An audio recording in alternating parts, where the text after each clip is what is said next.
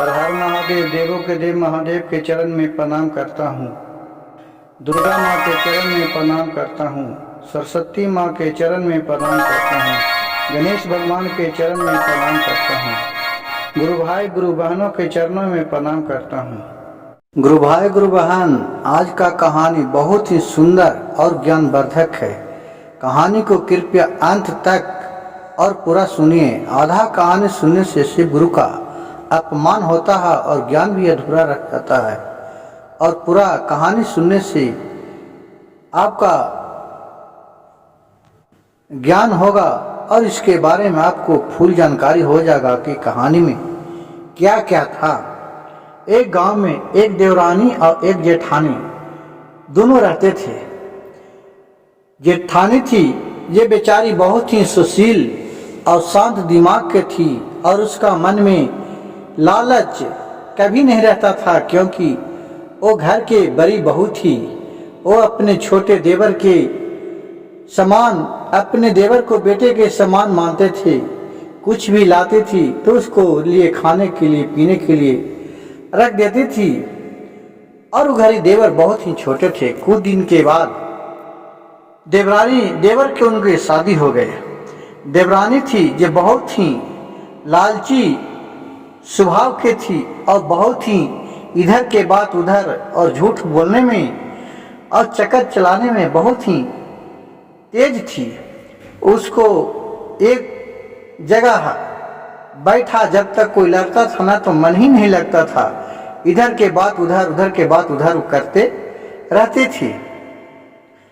कुछ नहीं मिला तो अपने ससुर को ही वो भला बुरा कह के समझाते थे कि मेरे देखिए ना, बड़ी वाली दीदी ऐसे की तो ऐसे की, और उसका बात लेकर उसका ससुर बहुत ही भला बुरा वो जेठानी के कहते रहता था। कुछ समय बीतने के बाद एक दिन जेठानी बोली अपने ससुर से कि पापा, सोनपुर के मेला लगल है, हमें सोनपुर घूमने जाना है, थोड़ा गंगा नहाने। आपका आज्ञा होता हम जाऊं। ये बात सुना जब देवरानी, वो भी सोचा कि ऐसा ना बर वाली जेठानी जाए और वहां से कौची कौची चूपे कीन के लावे, इसके लिए हम भी चलेंगे इसके साथे। वो अपने ससुर से बोली कि पापा, हम भी दीदी के साथ जाते हैं सोनपुर मेला घूमने, क्योंकि हम भी कभी नहीं घूमे हैं।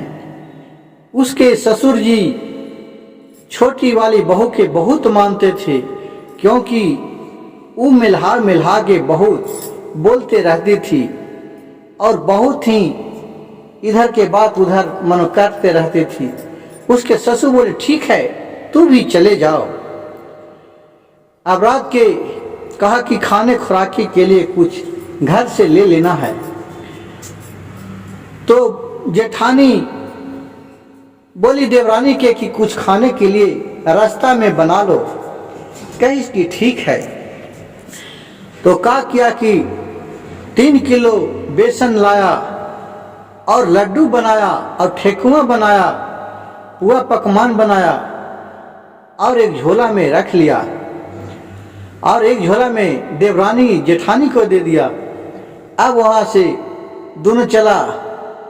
तब जब सोनपुर मेला में गया तो जे भी भिखमंगा आवे मांगने के लिए, तो जो जेठानी थी वो बेचारी बहुत ही मन के शांति थी और उसके पास मोह ममता बहुत था। वो सब जे भी मांगे आवे उसको 2 4 कर करके और सब ठेकुआ बांट दिया, सब मिठाई बांट दिया। और जो देवरानी के पास रहे वो कुछ किसी को दान न दिया। वो क्या हम दे देवी तो खेबे कोची, ओकरे दे देवी तो खेबे कोची। देवरान जेठानी बहुत समझाया कि बहन तुम दे दो, कुछ दान पुण्य करना चाहिए। तो कहा कि नहीं दान पुण्य करे से का होवे, हम लिए मेला घूमे ओकरा दे देवे, भूखर हम। वो नहीं बात माना। फिर दोनों गए गंगा में स्नान करने के लिए। दोनों गंगा में स्नान किए। ये अपने स्नान करके ऊपर निकले आओ। देवरानी भी स्नान करने गई।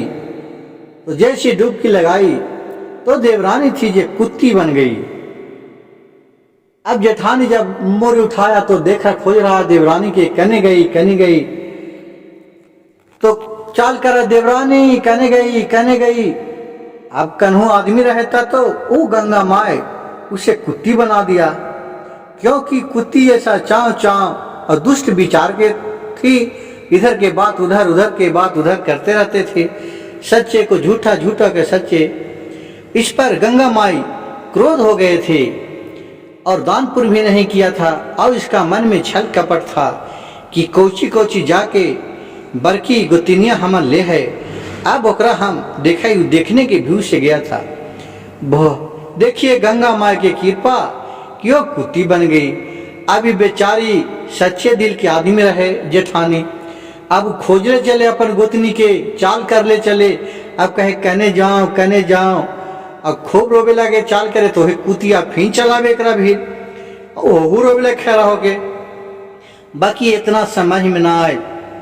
अब वहाँ एक दिन भूखले प्यासले वही सोनपुर के मेला में जेठानी रह गेल। और जब ही चाल करे तो कुतियो आके टप रोबेत रहे। अब तो गुरु भाई गुरु बहन आदमी था कि नहीं, वो बोले वो तो कुत्ती बना दिए थे गंगा माई क्रोध होके। अब क्या करे। अब उधर फिर वहां से फोन कर लग घरे से आदमी गेल, कन्हू चारपटी खोजलक, कन्हू मिलवे न करे। फिर सब कोई आशा पासा देख के 2 दिन के बाद चल आयल घरे। लेकिन कुतियो धीरे पीछे डोरियाल घरे चल आयल। अब देखा है कि कुतिया वहां भी रोबे छाल, यहाँ भी रोबे छाल। अब होल तक कहेली कहाँ के कुत्ती है। और दुआरिये परा के खूब भूखे और खूब रोवे। भूख लगे तो खूब भूखे, तो अंदर से जे भी ओकर परिवार हाल खा हाल तो रोटी दे हाल, जितना जूठा हाल कट्ठा हाल अपना कुतिया खा के रहा हाल। कुछ दिन गुरु भाई गुरु बहन इसी तरह बीता। कुछ दिन के बाद उसी गांव में एक शिव चर्चा हो रहा था। तो उसका जो बरकी जेठानी थी वो शिव चर्चा में गई।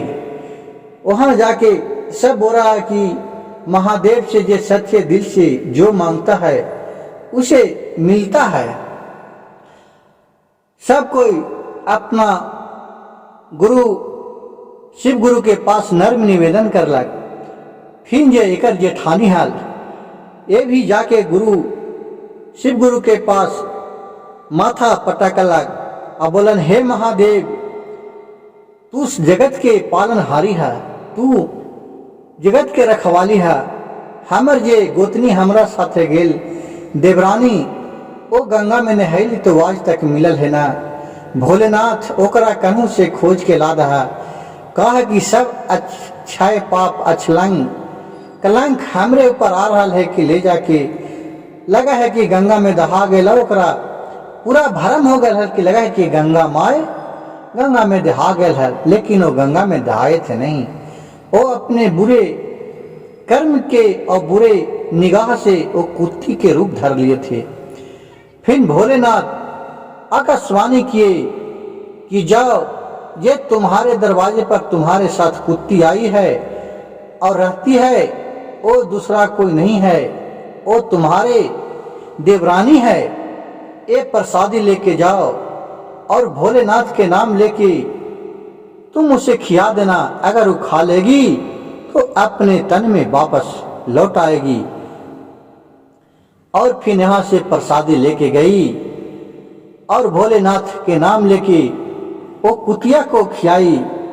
फिर कुतिया तुरंत अपने असली रूप में परिवर्तन हो गई और अपने जेठानी के पैर में लटक गई कि दीदी तुमको पर हमने बहुत छल किया, कपट किया, तुम्हें बहुत उल्लू ढंढन करवाया, तुम्हारे ऊपर बहुत क्लेम किया। मैं तो गया था कि तुम्हें क्या क्या लेना है लेती थी। मैं तो तुम्हें देखने गए थे, हमको निगाह तुम्हारे ऊपर सदैव बुरा रहा। भोलेनाथ के कृपा से आज तुम ही हमें लास्ट में साथ दिए। और फिर दोनों देवरानी और जेठानी अच्छा तरह रहने लगे और फिर दोनों मिलके अपने घर में शिव चर्चा करवाए और एक भंडारा रखे सब ओती टोला मोहल्ला के गांव घर के लोग के खियाए और फिर दोनों गोतनी देवरानी और जेठानी खुशी खुशी रहने लगे। गुरु भाई गुरु बहन, अगर मेरी कहानी अच्छा लगे तो प्लीज मेरे चैनल को एक लाइक कर दीजिएगा और एक सब्सक्राइब कर दीजिएगा और एक शेयर कर दीजिएगा। हर हर महादेव, घर घर महादेव।